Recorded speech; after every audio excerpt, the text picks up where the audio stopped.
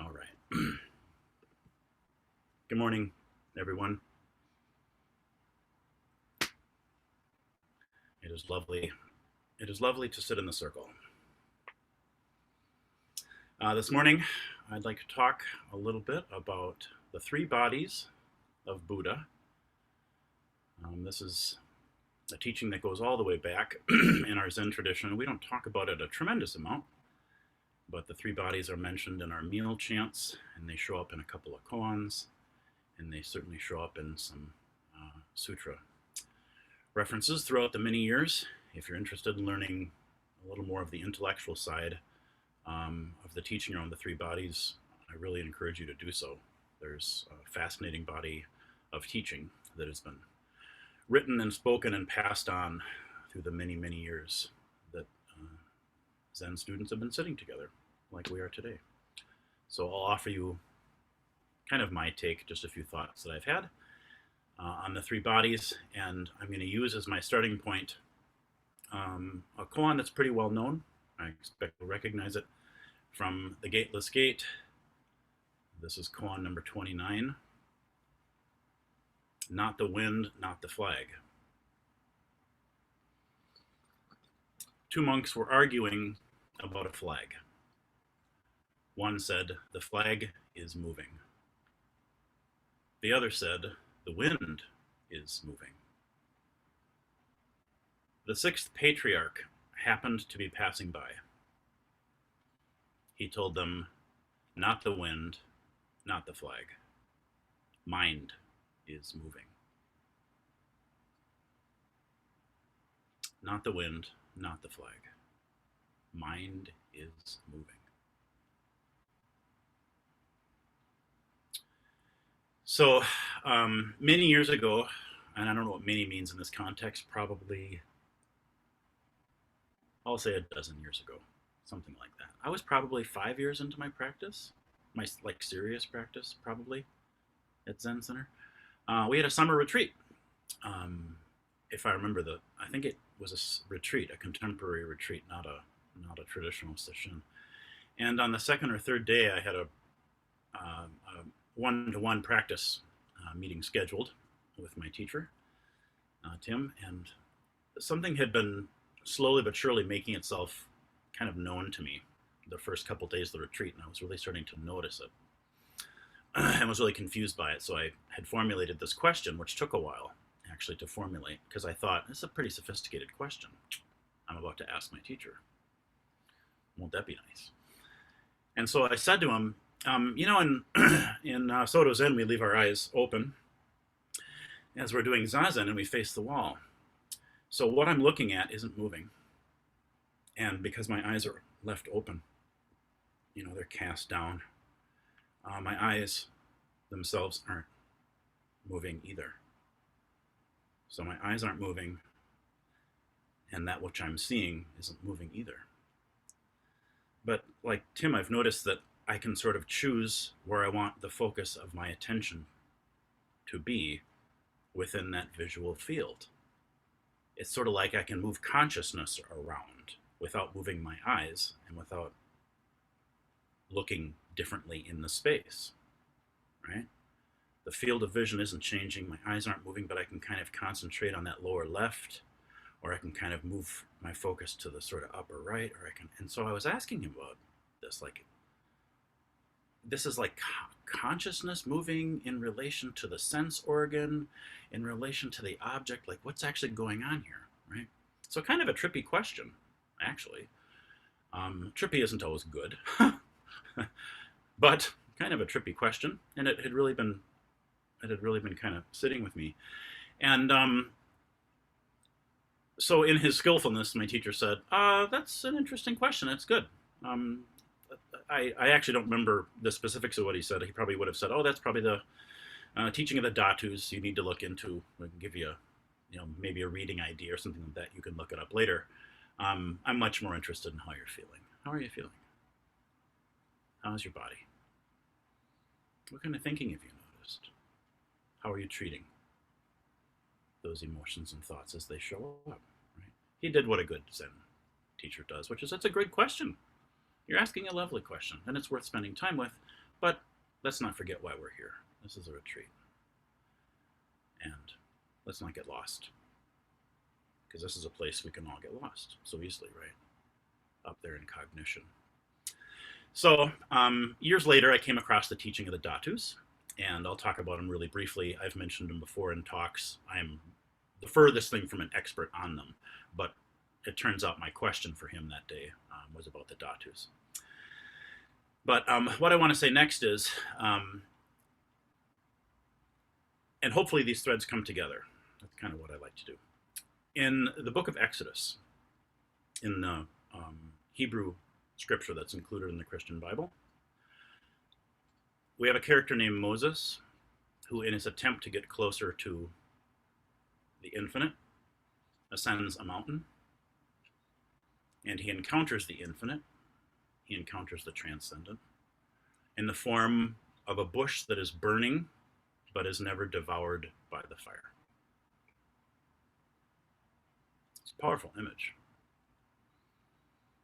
It reminds me much of the story of Huineng, who's the hero of our koan, and being pursued over hill and dale with the robe of transmission by an angry monk.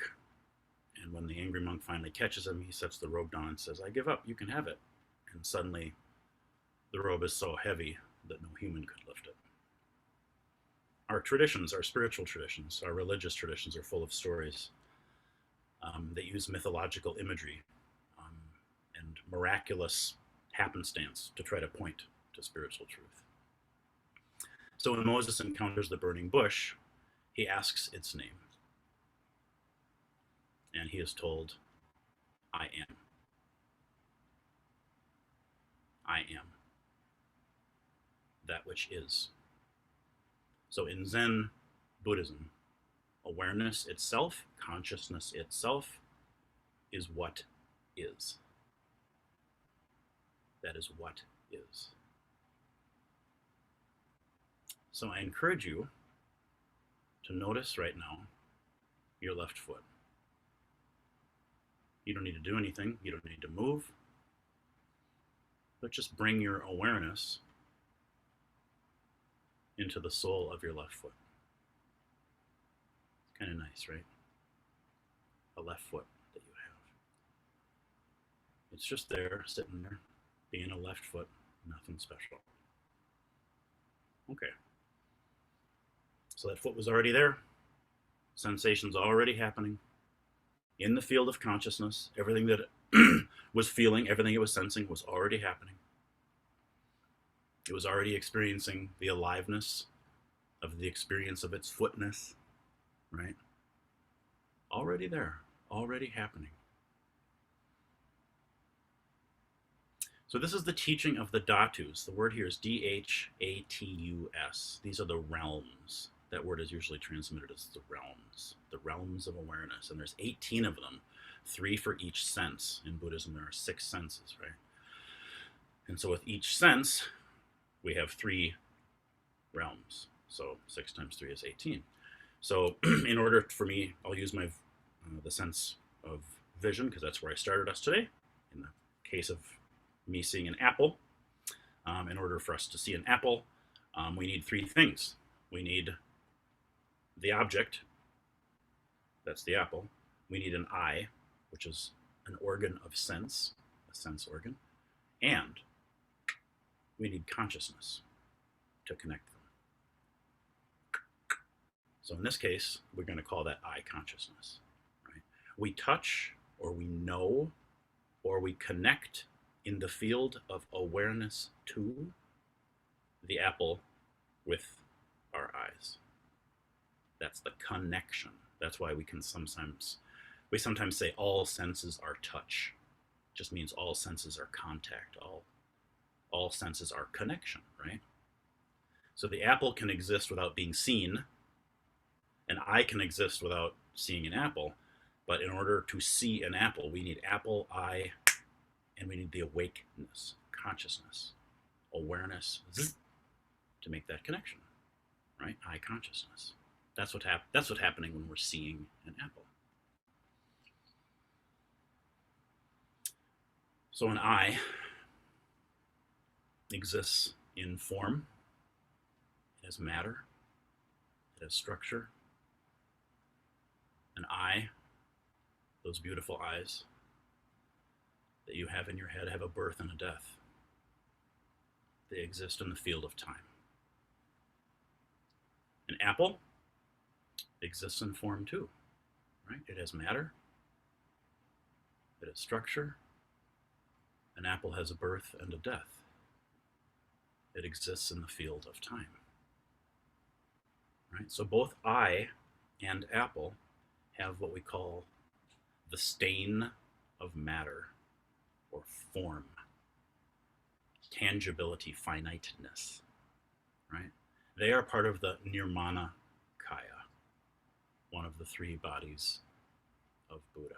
Nirmana Kaya, the immanent, the manifest, the finite, the mortal, the embodied, right?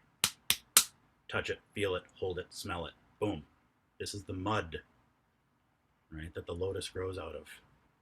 Both I and apple are limited in this sense. They are of matter. They are part of the Nirmana Kaya. This is the Five Remembrances. When we chant the Five Remembrances every day, I am of the nature to grow old. There is no way to escape growing old. I am speaking of the Nirmana Kaya. I am speaking of the finite. I am speaking of the humanness of this container. Form, mortal, right? That's what that teaching, the teaching of the Five Remembrances, speaks to. The limited, physical, human, mortal part of us. But consciousness, not the eye, not the apple, that which connects the eye to the apple, is the unstained in the stained. The unstained in the stained. It has no form, no matter, no karma. It is outside of time, so it has no birth, it has no death. This is the lotus itself. Pure consciousness. We talk a lot about this in Zen. All the phrases I'm using should be pretty familiar to most of you. Oh yes, the realm beyond karma. No birth, no death. Only connection. Only connection. Right? Pure consciousness, the unstained and the stained, that which is, that which animates life, Buddha nature, ultimate truth. This is another of the three bodies of Buddha, the Dharma Kaya. The Dharma Kaya, the absolute. This is the I am. This is the I am, Dharma Kaya.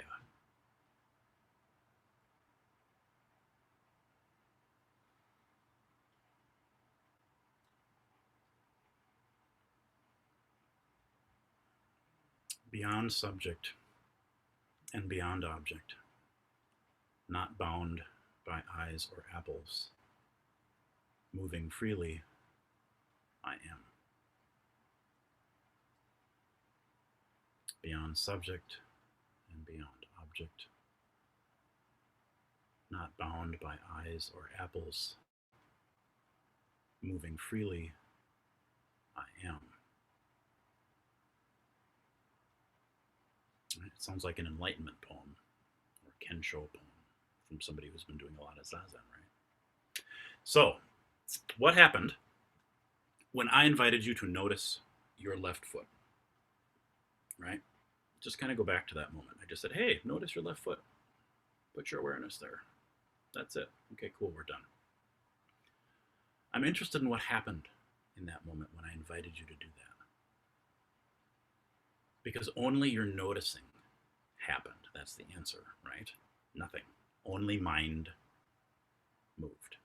It wasn't the flag, it wasn't the wind. Your foot was already there, being a foot. I just said, hey, are you noticing that? And all of a sudden, it went from unconscious, click, up here, to conscious. Oh, I went from not noticing that which is to noticing that which is. It sounds like the entirety of Zen Buddhism, doesn't it? To move from not noticing that which is to noticing that which is. We say a lot about the nature of the noticing and blah, blah, blah, blah, blah. We get to break that down. That's cool. That's kind of it. Can you notice? Can you include it? So your foot didn't start with your noticing. It was already there. All the sensations that you were able to connect to using consciousness did not start with your noticing, right? They were already there too. Your field of awareness just expanded in that moment in order to include them, right? Your noticing just started to include the left foot part of the vast field of awareness of what is already happening, of what already is, that which is. I could have said right foot. I could have said left hand. I could have said right ear. I could have said emotions. What do you notice you're feeling? I could have said contact with the earth. We could have said breath. We could have said sound of birds. We could have, you get it. All of those things are already happening. Only the noticing gets larger to include them, right? So your individual experience, the separate, unique vessel called you that has the I, right, that is separate from the person sitting next to you, the specific awareness of your specific self, your separate self, right, just joined with the great awareness for just that moment in that specific place called left foot. That's all that really happened. Do you feel how that's just connection? Right? Enlightenment comes to the left foot. It's noticed and it's experienced just a little more fully for a moment. It was already there, lacking nothing. But you were not conscious of it, and so it was in the dark. And then you noticed it, and you included it. You were curious, you shone the light of your awareness on it. This is our practice. I see that which is. Does this sound like Zazen instruction to you? I hope. Can you notice? I am the noticed and I am the noticer. I am that which is seen, that which is witnessed, right? I am dukkha, the field of human endeavor, the specifics of my karma, the world of the red dusts, the human realm, the fear that we all feel in our flesh, the shame existing in the field of time, the pain, the constriction of life bound to form, this illusion of separateness that's so pervasive, the rising and falling of the wave. This is birth and death, fully human. The angst of that. It's part of our experience. We include that. It's not separate from us. I am that which is noticed, right? This is relative truth. I'm talking about bearing witness to the Nirmanakaya, but this is Zen Buddhism. This is Zen Buddhism, and so that which is noticed is not all that we are. That's why we say the truth is relative. Because we are not limited by or bound by that which we can observe. We are not defined by that which we can observe. Our identity is infinitely vaster than that which we can observe. Right? This is absolute truth. Because we are also the noticer. I'm the noticer. I'm the witness. I'm the observer. I am the vast open field of awareness that holds all things, is all things. This is consciousness itself, Buddha nature, that which is, unbound, eternal, unmarked, unstained, infinite, unborn, undying. Really sounds like Zen now, right? Fully transcendent, the noticer. Both. Boom, boom, We are both. I am both, we can say. We can say together, I am both because I am. So to see both, to know ourselves as both, to be the unstained within the stained, is the path of practice. And this is the joy that is never apart from suffering. And this is the other of the three bodies of Buddha. Its name is Sambhogakaya. Sambhogakaya is the bliss, the joy, the freedom, the experience of the nirvana of now, right here in samsara, our place of practice, right? This is the field far beyond form and emptiness. I see this as the stem that marries, out of great love, the lotus to the mud.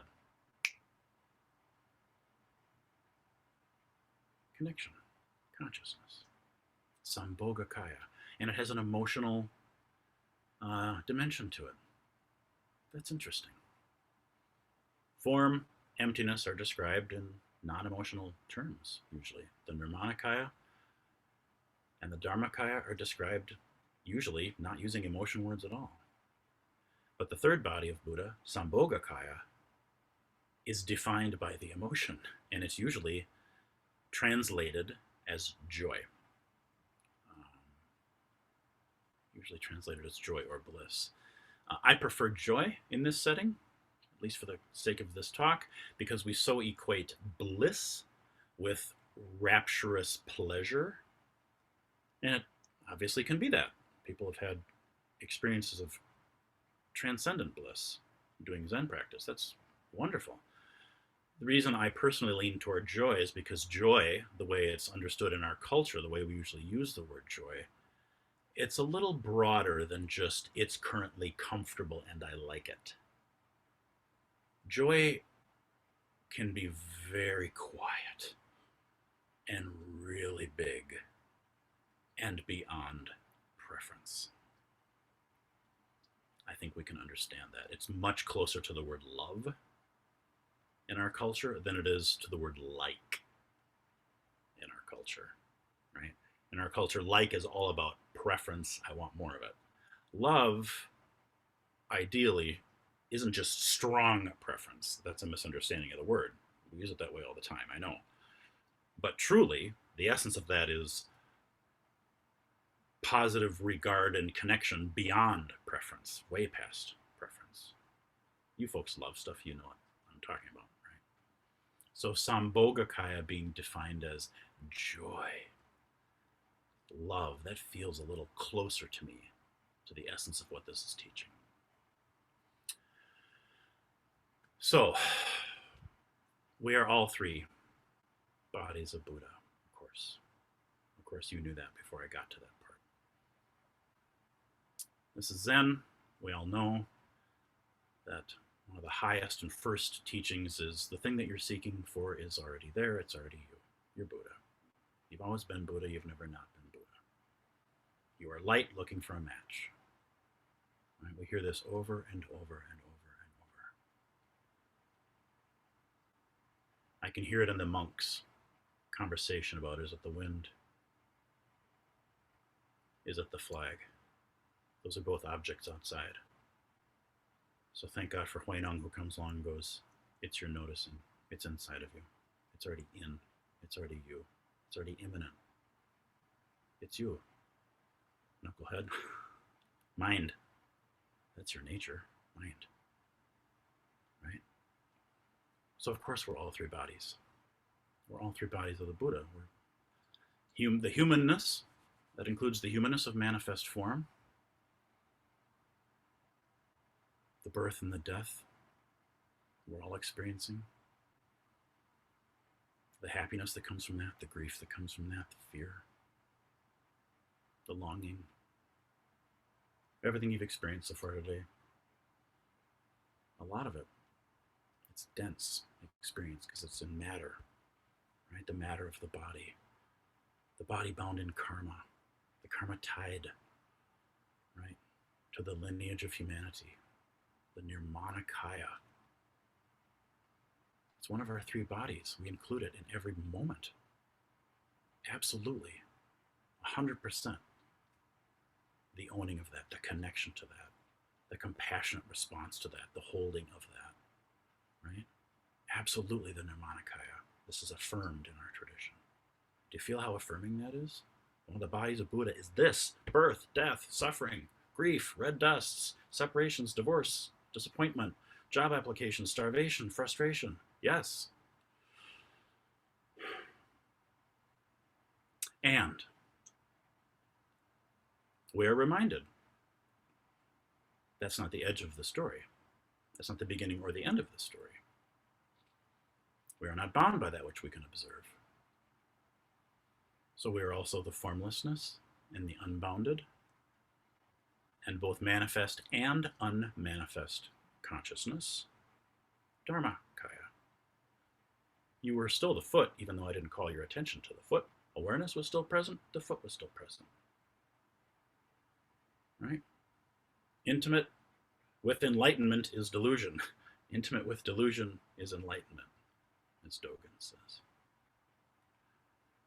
So we have a thing called Zen to remind us there is something also infinite that you get to slowly but surely, over many years, practice expanding and knowing yourself as that thing that we call awareness. Awareness itself, Buddha. You're also that. You're also Buddha that way. You're Buddha in the body that suffers and struggles. You're also Buddha with no body, no struggle, no suffer, just space, freedom, right? And finally, thirdly, according to this teaching anyway, we're also the freedom, the actual felt, emotional, I'm talking about now, experience of the joy, the love, the freedom that we experience when we marry those two together. Again, this is our stem that marries the lotus to the mud. When I begin to know myself as both of these things, I am that which suffers and I am that which does not suffer, meeting the suffering. That is great joy. Sambhogakaya, the third body. And again, this is a very different kind of joy, because this is such a large joy. It's not afraid to hold, encompass, include everything. It is not the kind of joy that is contingent upon the absence of something we don't like. Can you feel how fragile that is? That's actually not joy. It's non-contingent joy, because both are included, the transcendent and the suffering. Wow. It's a giant joy. It's a very still joy. It's a very quiet joy. I hope all of you have had an experience, even if it was 3 breaths, of just not needing anything to be different than it is. That's what I'm talking about. Not running around screaming, banging, fireworks, that kind of joy. That's fine too. That's great. But just that kind of joy when all of a sudden all the resistance stops and you're just able to hold it. It's just what is. And for those few breaths, everything's okay. Not okay, but just okay because this is how it is.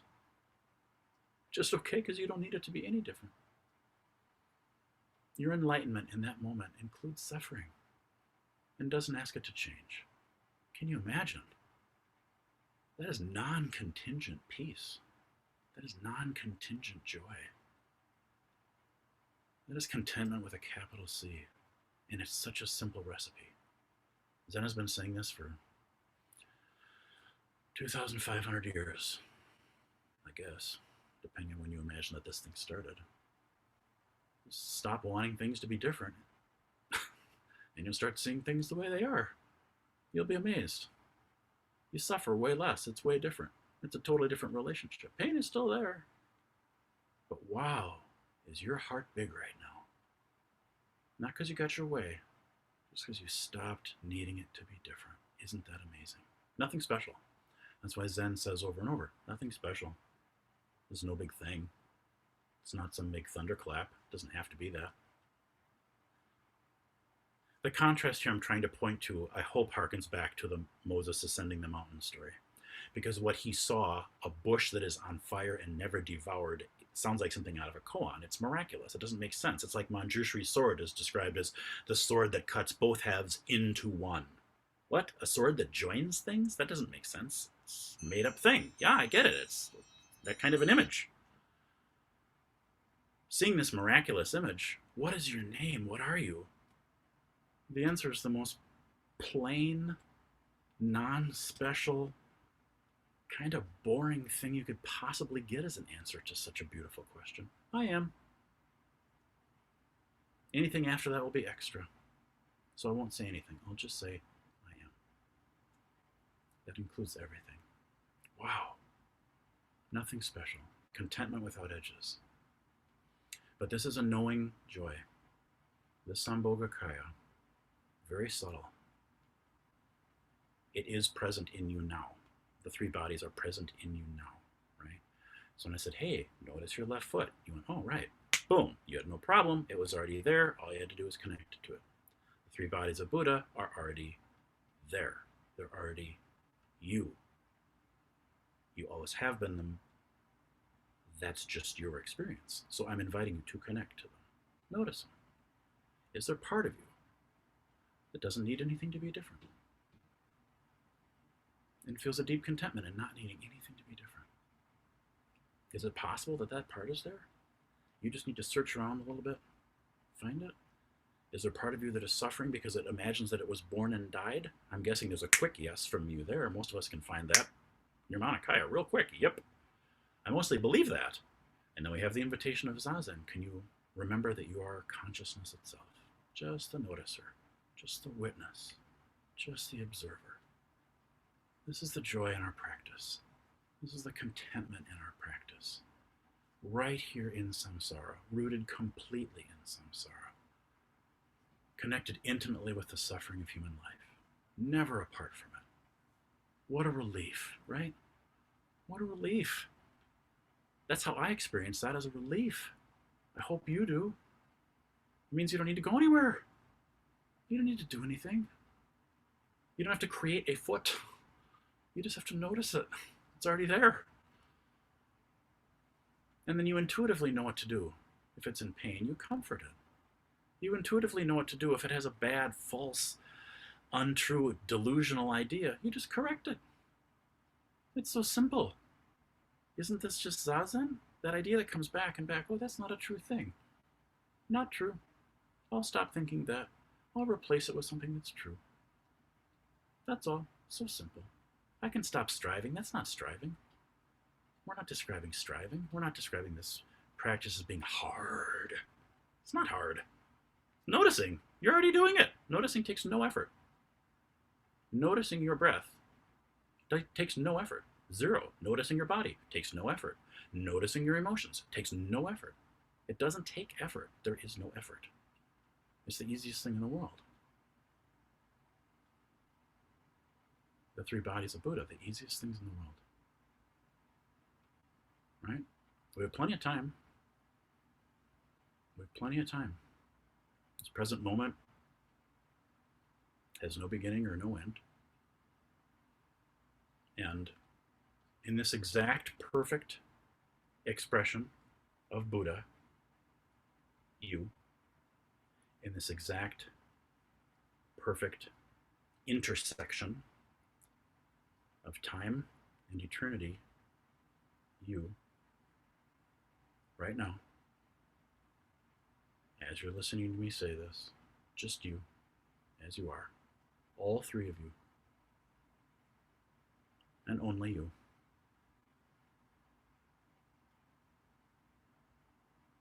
Yeah.